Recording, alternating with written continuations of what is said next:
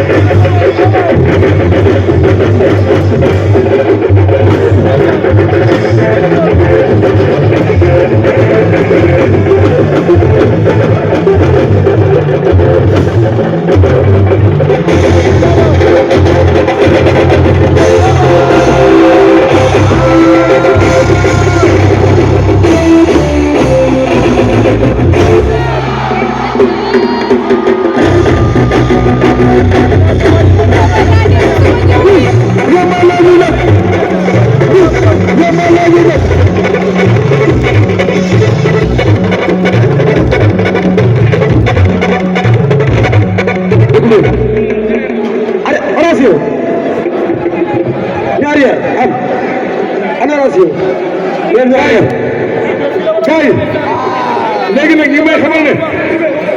avec la permission du commissaire, la permission du commandant, nee na élément yi 19h lañu war a tam donc ñun conférence de presse bi fu ñu paree lii rek bu ñu paree ak Diop ci ambiance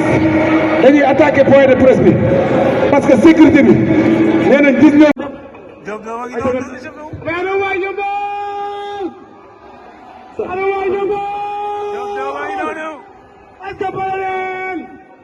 Est-ce que pare ngeen pour le dimanche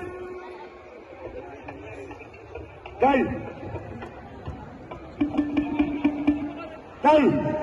mbër nee na ñaari nit la war a àndal mbër ñaari nit la war a àndal journaliste yi jël ko loolu lañ ma wax comme consigne te xam naa ne yéen ñi fi ñëw ñëpp ngir taaral bis bi moo tax ñëpp xam nañ ne jege ngeen mbër mi ñëpp xam nañ ne xaritu mbër mi ngeen waaye liñ bëgg def dinañ ko def léegi waaye il faut ngeen arrière ngeen toog waaye ndaayaan ngeen noppalu tuuti ngeen bàyyi mbër mi mu def tour d'honneur ñii ay supporters mais doomu ndey mais ni yàlla may ñaan nañ toog nañu ambiance mais duñ toogul duñu may ambiance di yàlla toog yéen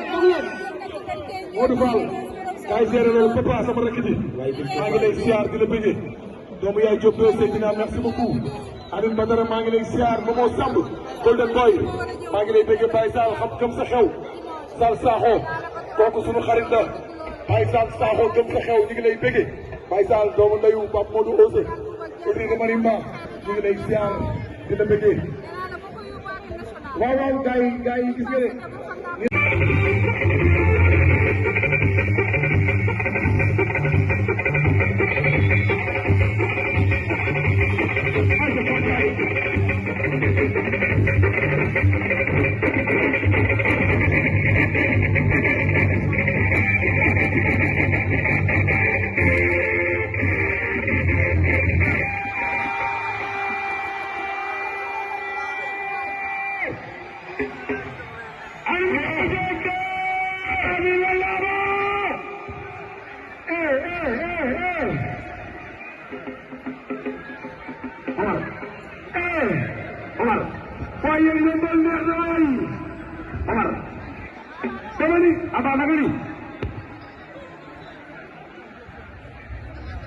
adoration